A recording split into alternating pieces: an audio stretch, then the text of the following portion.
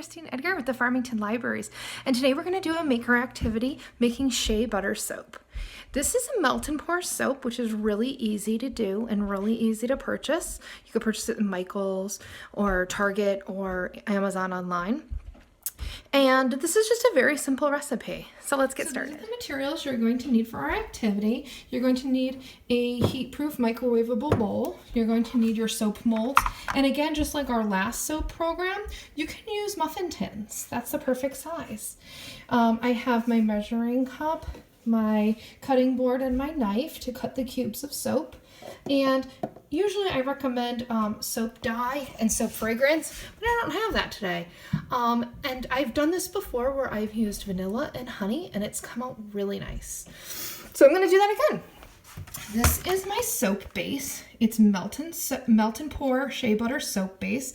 I got this at Michael's. And you just put this in the microwave and you stir it up with your additives, and then you wait 40 minutes and it's done out of the mold.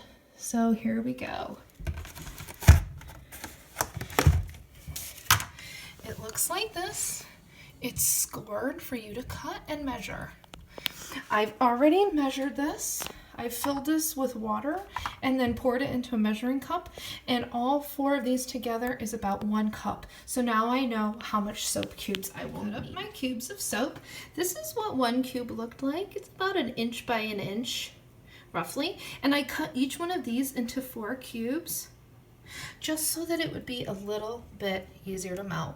And I did make it a little bit heaping just because I know that a lot of these cubes are taking up space, and when it's melted it'll probably be about 1 cup. So I'm going to put it in my heat safe bowl, and now they're all warm and sticking together. And I'm going to heat it up for 1 minute. Actually, it said 30 seconds. So I'm going to heat it up for 30 seconds. Heated it up for 30 seconds. Melted some of it down. Now it said we can do 10-second intervals. So I'll be doing that, and then I'll meet you down. I did 3 more 10-second intervals, and now it looks good. I think if I just keep stirring, that little bit will melt because it's pretty warm.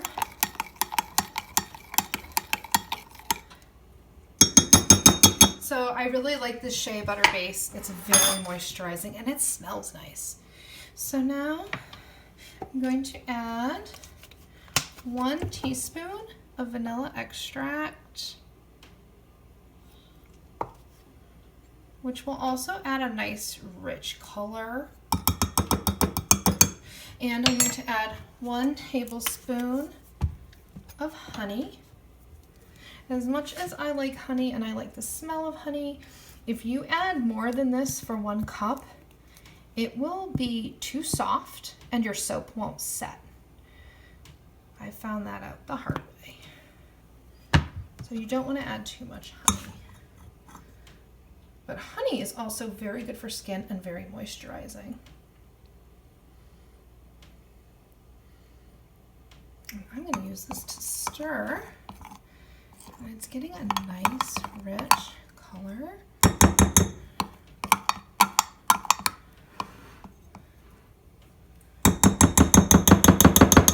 It's all sticking to the honey. Okay, so now I'm going to pour.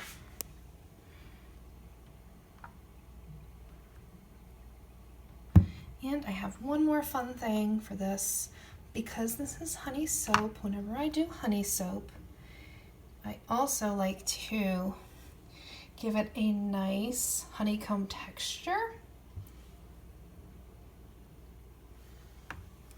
Okay, because this is a nice honey soap, I like to do a fake honeycomb on it. So I have some bubble wrap. This is the side with bubbles, and I'm going to put that side down. Just press a little. I already cut these and reserved them. This is really fun. So I just found, I've seen this online with different blog and Pinterest posts, and people say put it on the bottom and then pour your soap on top, but I just find that the soap gets underneath it and it's just easier if you pour it and then just place it on top. because it doesn't really matter for these which side is up. It's the same either way. Both sides are the same. They're both level. So this would be a really fun project, I think, for Mother's Day. If you order some melt and pour soap and you can make something with your mom, like I said, even if you just use a muffin tin, it would be really great, a really nice surprise. And it's really fun because it's a very moisturizing soap and it's very good to encourage hand washing. So I'm gonna pop these in the fridge, let them set for 40 minutes, and then I'll show you the result. Finished. This is what it's gonna look like. And you can see for these 4, we haven't even used half of this, and this is a 2-pound container. So I'm going to peel these off, and you see the cool bubble texture. Some come out a little bit better than others.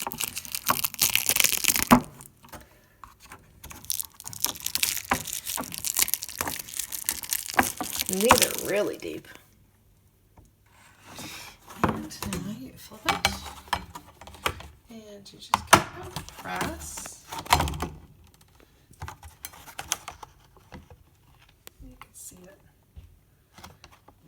There you go.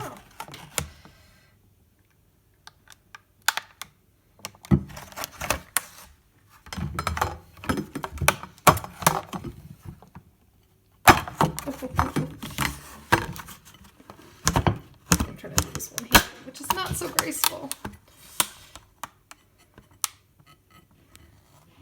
And then you just see that.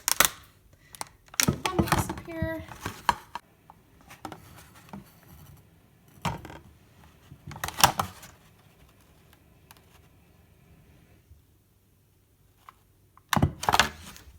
And you can see how smooth that is. They all came out really pretty. A little bit of honey in there. See? And you can see how nice that is. And they smell really good. So this is a great, fun, easy craft for anyone to get started with. We'll be doing more videos. I hope you stay tuned and check out what else we have to offer.